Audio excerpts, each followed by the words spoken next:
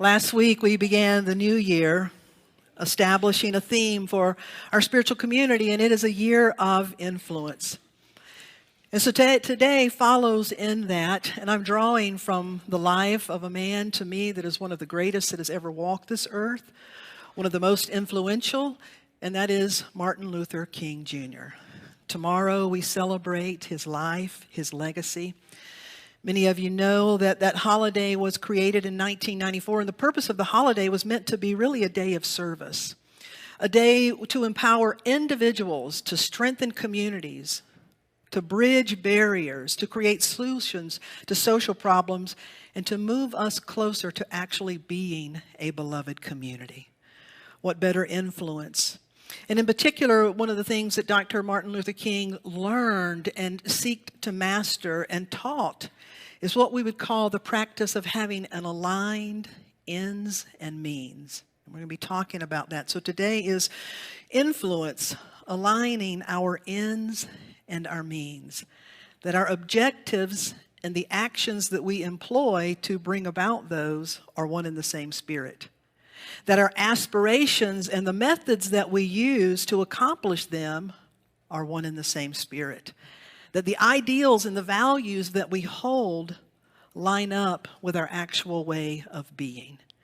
And what it really means to bring awareness to that, we're going to look at 4 movements that I believe will help us bring greater awareness and alignment with that, which first and foremost is one of the greatest blessings that you can experience.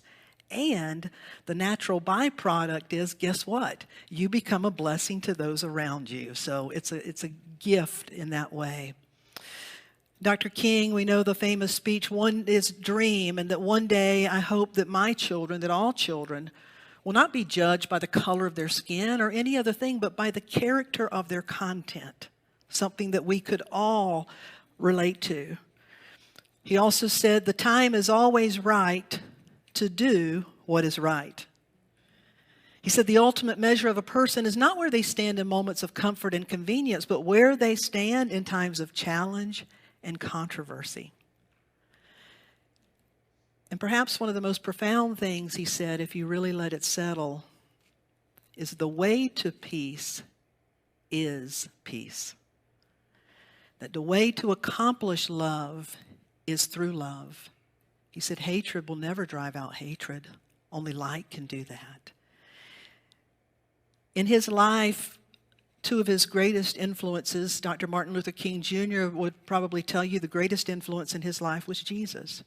He was a minister. He had a very personal relationship with Jesus. He followed the life and the teachings of Jesus. That meant a lot to him. His family, his parents, his heritage.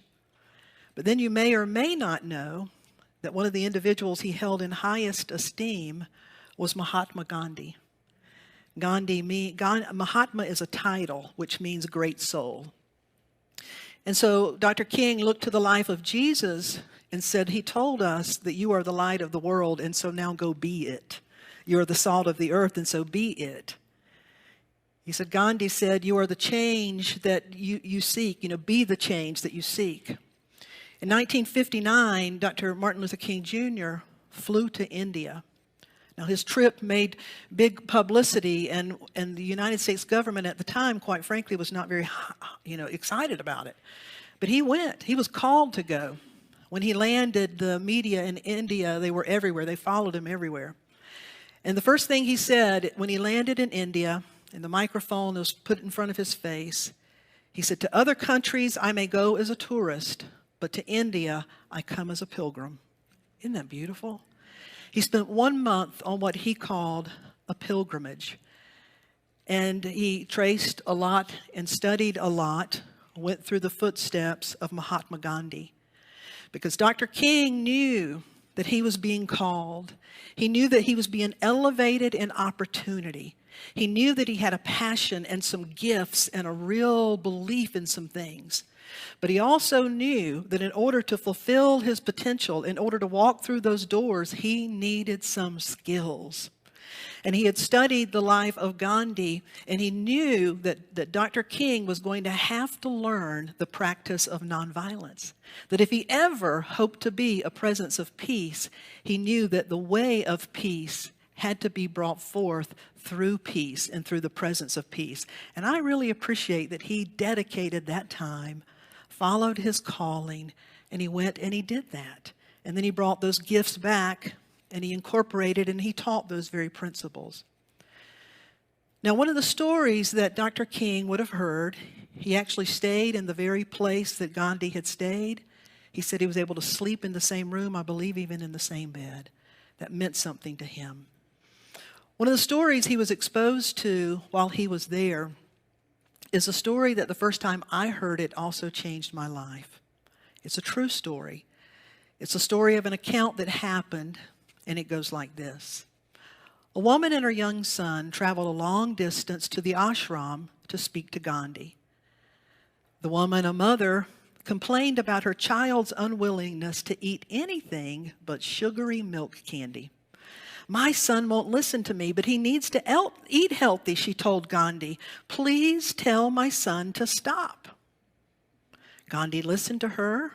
He looked at her and said, please come back with your son in 2 weeks. The woman got up and she left and she made the very long trip back. 2 weeks later, she came, she and her child, and they sat in front of Mahatma Gandhi. She told Gandhi again, my son will only eat sugary milk candy. He needs to eat healthy. Please tell him. Gandhi looked at the young boy and he said, you cannot eat sugar and milk candy every day. You must eat the good food that your mother prepares for you. And he said, yes, Baba Gandhi. And he went his way. The mother, though, stopped on her way out and said, Baba Gandhi, I'm just curious why I had to come back 2 weeks, make this long journey for you to say those simple words to my son. And he said, Madam, 2 weeks ago, I too was eating too much sugary milk candy. She chuckled and said, oh, okay, and left. But the story continues. So the disciples, those around Gandhi, said, Mahatma, you could have told the child what you told the child today, and the child would have listened. Why was it important for you to have the mother and the child wait 2 weeks? He said, yes, I could have used my position to command the child, and he would have listened. However, I am not willing to extend my influence unless it is in integrity. Only then can I be in integrity, and only then can I be of true service. I can only truly extend the spirit and the character of which I also embody. He went on to say, my life is my message. Let us be the change we wish to see. As human beings, our greatness lies not so much in being able to remake the world. That's the myth of the atomic age, he said.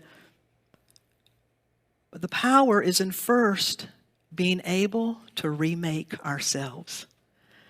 To be such a force of integrity that it literally begins to change that around you. Now, how many of you does that really speak to you? That really speaks to you. Look, hold your hand up high and look around this room.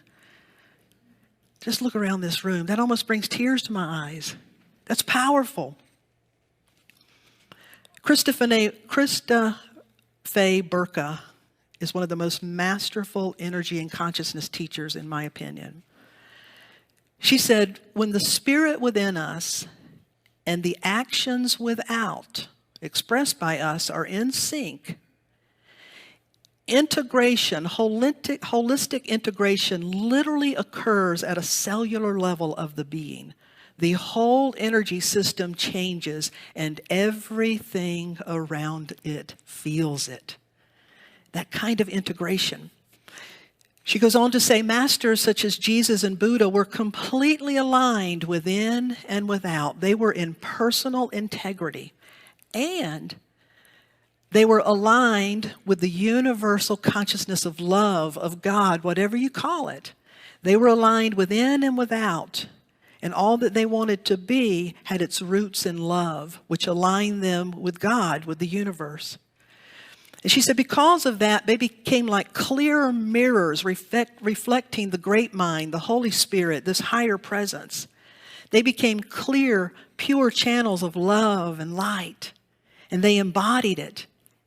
And they did not regard their experiences as unique. Their whole lives were about teaching us we're here to do the same thing, to be the same thing, to bring ourselves into integrity. When I lived and studied in Hawaii, in Maui, a teacher told me one time, she said there's a Hawaiian, the kahunas, there's a teaching that we believe, and that is you use it to become it, and you become it to have it use you. You use love to become love. And as you become love, you become an instrument, and love begins to use you. My friends, there's never been a greater truth, I don't think, spoken. That is so true. It cannot be any other way. It's been said in so many different ways. You can't plant corn and reap squash. You can't plant mean-spiritedness and reap good-spiritedness. It just doesn't work. It doesn't work that way. And, when Jesus talked about this, he said, and I'm paraphrasing, but in Matthew, he said, don't put on long, holy robes and go out and stand in public in front of everybody and say your prayers and then go back home and be a hypocrite. He said, let your prayers and your practices be aligned. Let your aspirations and your actions that you employ be congruent. He said, you can't be a wolf on the inside and a sheep on the outside. Your inner being and your outer reflections must be aligned. Powerful, beautiful ways of saying that. So again, we begin to bring a mindfulness. If I want peace, where in my own life am I acting in ways that are not peaceful? If I want to be a presence of generosity, where in my own life am I acting greedy? If I want to be a presence of good-heartedness, where in my own life am I withholding? And it's not to berate yourself at all, but it's begin to bring loving awareness and knowing that you can change. So let's look at four what I'm calling four movements of how we can begin to bring into alignment our ways and our means. Number one is intention. It always begins with intention. What is your intention? Do we have good intentions? There's so many Apple watches can do so many things now that you're reading where people have been saved from heart attacks because their watch was measuring. I'm waiting for the next device that will show us our intentions and the whole world. She only wants to be right. She only wants to be right. She only wants to look good. She only wants to look good. She only wants to look good. She wants to get out of here. And that's that we really have to own it. I mean, just think about it. What if our intentions were that clear? People, I believe it's coming to it. There's so many energy readers now. It's so funny that to know our intentions, to ask ourselves, to stop and to begin to ask ourselves about our intentions. When I was in seminary, this story was used as a point of discussion. And the story said there was a priest that received a letter in the mail with a check for $10,000. Now, this was for a parish that was struggling financially. So you get a letter and a check for $10,000. God, that's a gift. The letter said, "Bless me, Father, for I have sinned. I have used deceptive business practices for years. I've made a lot of money off the books, and I never reported it. I'm sending this gift to you and your ministry and thereby to God, hoping it will be a bit of restitution and will allow me to sleep at night. I cannot sleep. And if I keep being plagued by guilt, I will send more money. Please pray for me."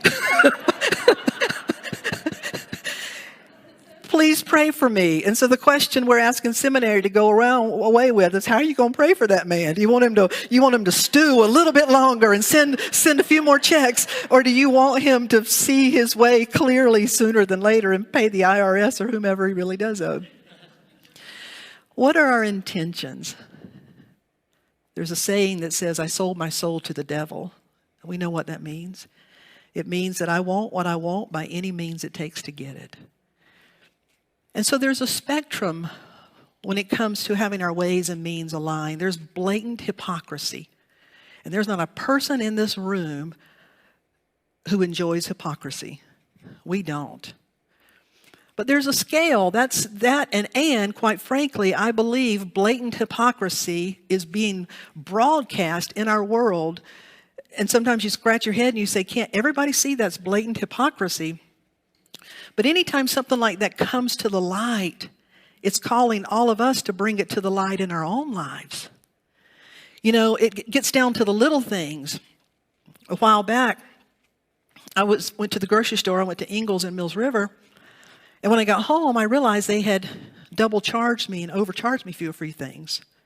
And so I made a point to call and let them know. And the manager took care of it, told me what to do. Never fails. Not too long later, I got home and I was thinking, wow, I thought it was going to be more. And I looked, and they didn't charge me for a few things. Now, I'm going to confess, my first thought was, well, gosh, they charged so much anyway. Finally, I saved a little bit.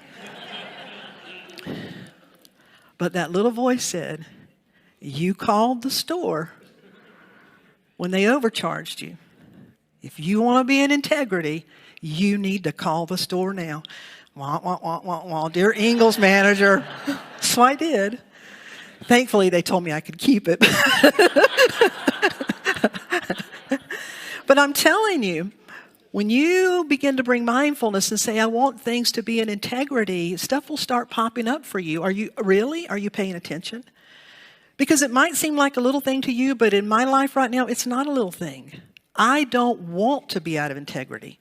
Because if I'm not integrity here, if I'm not integrity consciously in any area of my life, then I'm out of integrity, period.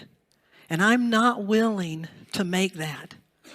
I truly believe things are being elevated for us. Yes, we work to change those things, but we must come from a place as Gandhi did. We must do our own work first so that we can really be people of integrity, people grounded in love, people that are aiming for the right and are willing to make the sacrifices to do what is right. Amen? To hold ourselves accountable for those things. So the first thing is intention. What are my intentions? The second one then is honest introspection. I just gave you an example of that. We have to spend some time in what I call the sanctuary of self-awareness. Being mindful. I want to be in integrity. Holy Spirit, show me when I'm not. And so that's why that day when I was tempted to say, to rationalize and justify while it was okay, I didn't need to call. There was a little something saying no. It's through those practices of self-awareness that we come to realize those things. When I lived and served on Maui in 2008, I had the honor of meeting Ram Dass. The former minister, Reverend Mary Omwake, the minister of Unity of Maui, was personal friends with Ram Dass. And so through my association as being the minister of the church and with her, I got to go on whale watches with Ram Dass. I've been in his home multiple times. He had had a stroke and his speech was very slow, but he was profound. His energy was profound. And one day, I was sitting with a few of them and he told the story. He said that when he was studying to really be an instrument of light, of loving kindness was the word he used.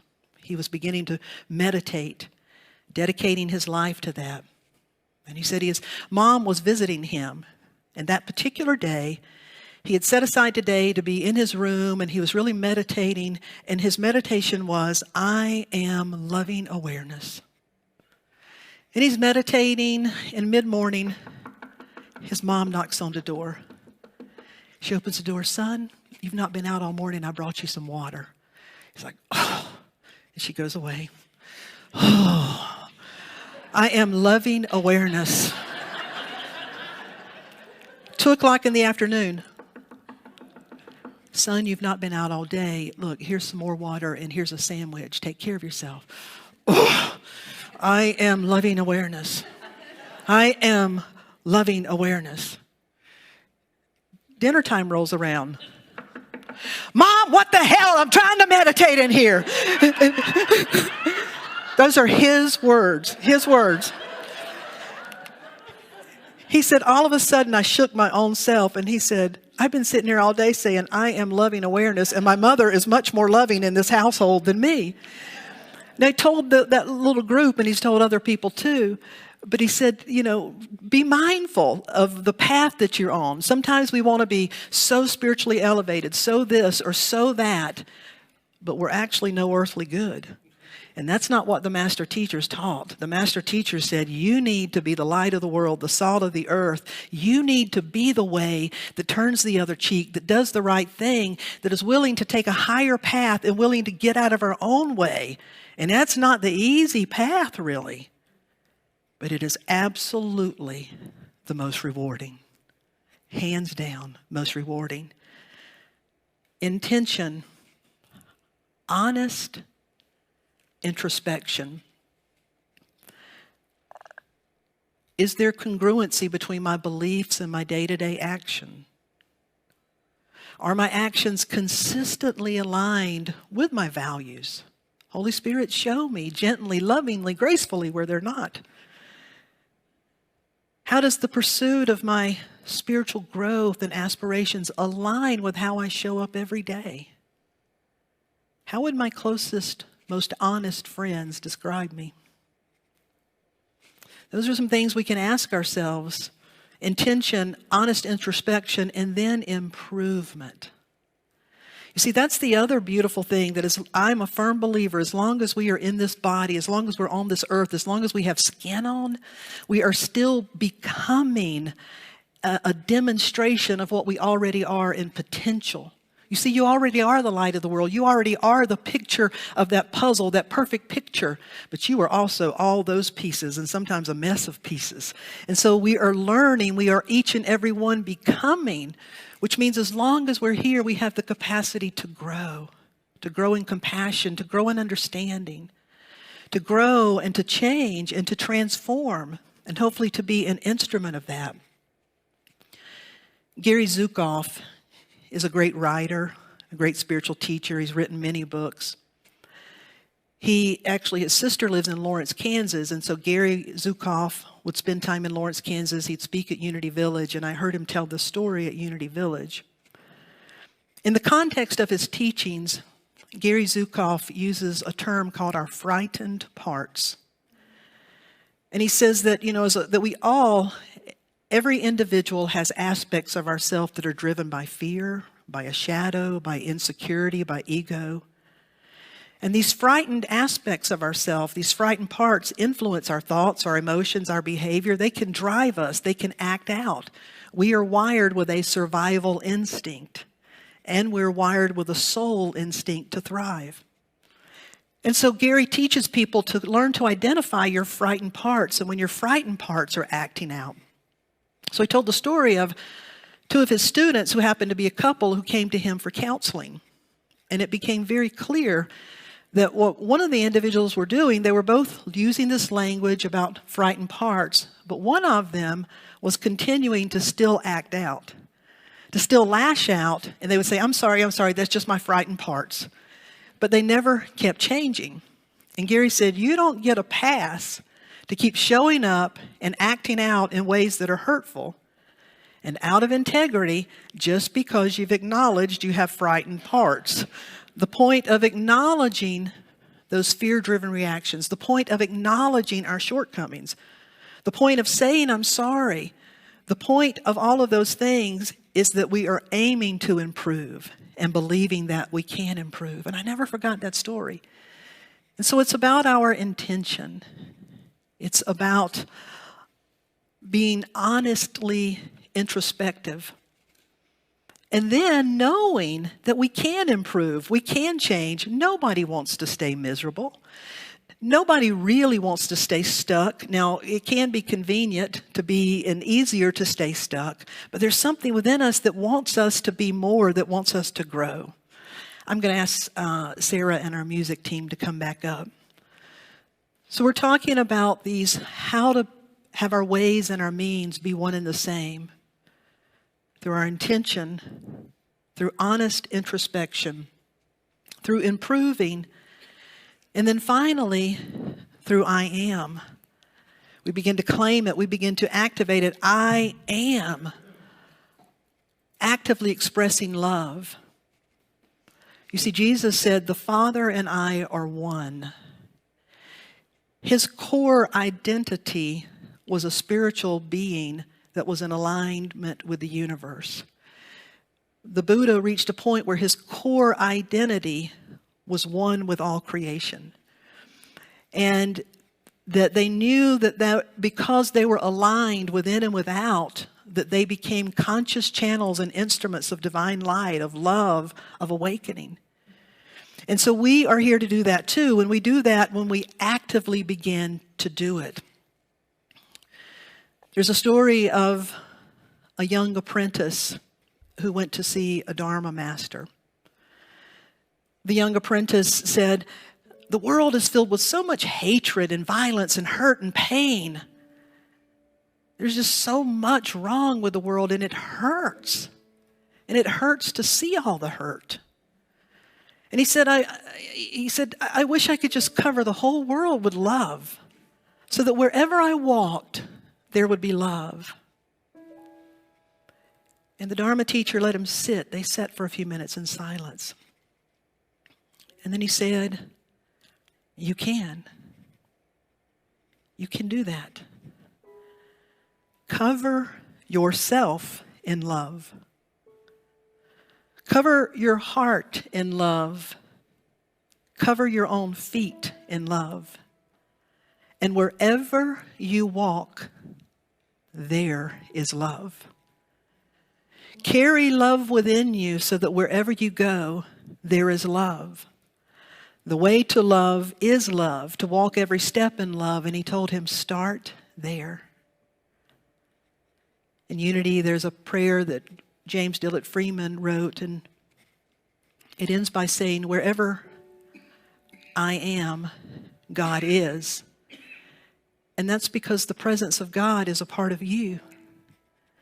That wherever you go, you cannot go anywhere where God is not there.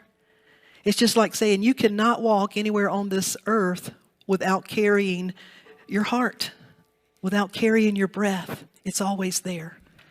And if we would aspire to be peace, be love, be generosity, be kindness, be beauty, whatever it is, then guess what? Wherever we go, as long as we are being that, it is there.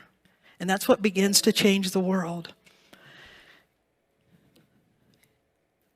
We begin through our intention. We take time through honest introspection, the sanctuary of self-awareness. We aim for improvements. It only takes a little bit at a time, just a step better, a little better. And then we begin to, I am being it. This week, would you be willing to identify one quality, one value, one state of being? Something that you really want in your life. And you really want to see more of it in the world. Maybe it's love or peace. Maybe it's goodwill or compassion or harmony or understanding, whatever it is. Would you be willing to identify one value, one state of being that you want in your life and you really want to see more of? And then, for example, if it's peace, to spend some time to say, what is peace to me? What does it look like? How does it show up? How does it sound inside my head when I have peace? What does it feel like in my heart when there's peace? How does peace act to me? And in the presence of fear or doubt or great chaos, where's peace then? What does it look like? How can it actually show up and be involved and engaged and be passionate and stand up for what's right and still be there? Would you pick a quality and be willing to ponder that this week? It leads us to this song. I want to invite you to sing that says, when there's light in the soul, there is beauty in the person. When there's beauty in the person, there is harmony in the home. When there's harmony in the home, there is order in the nation. When there's order in the nations, there is peace in the world. Sing it out.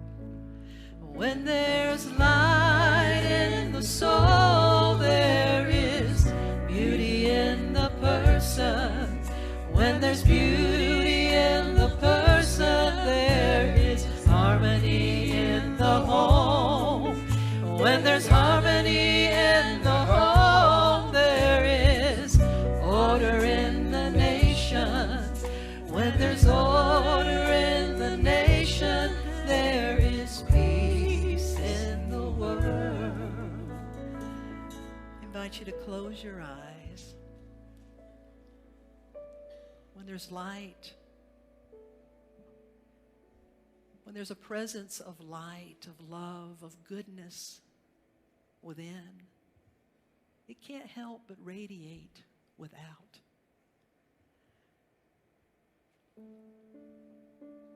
When there is a presence within, it will radiate without.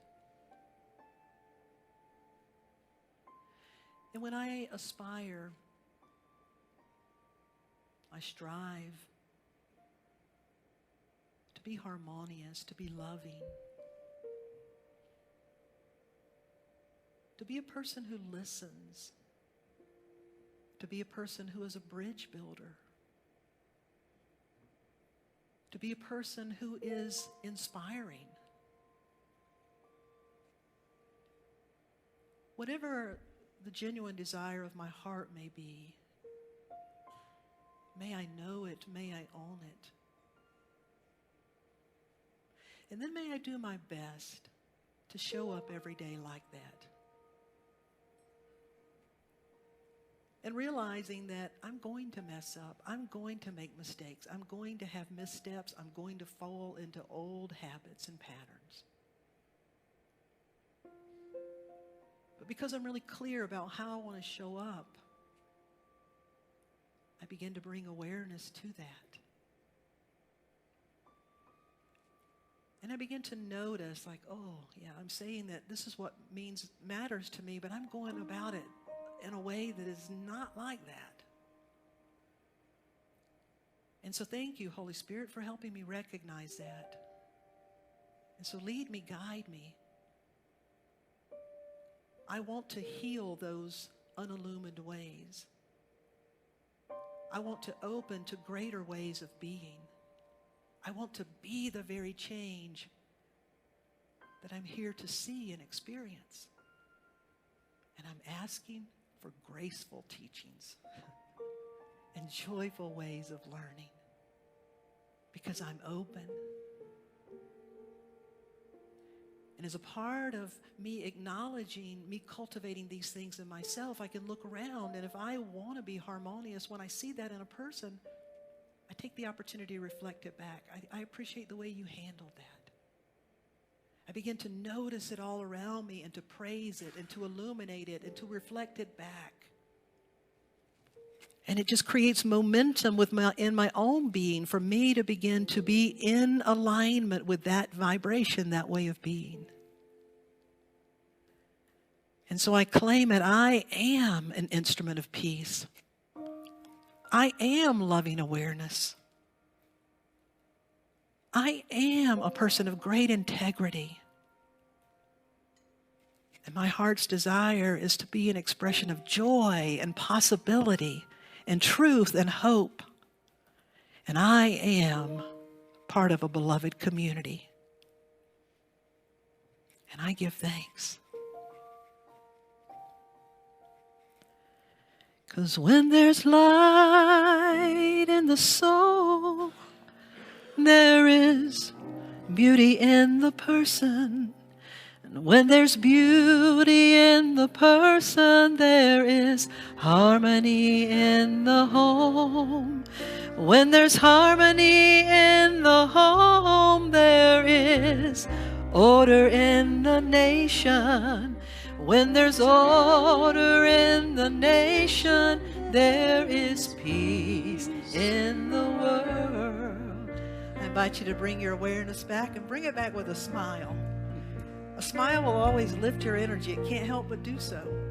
It never hurts to lift your own energy. Here we go. When there's light in the soul, there is beauty in the person. When there's beauty in the person, there is harmony in the home. When there's harmony in the home, there is order in the nation. When there's order in the nations, there is peace in the world. Would you stand? Sing it one more time.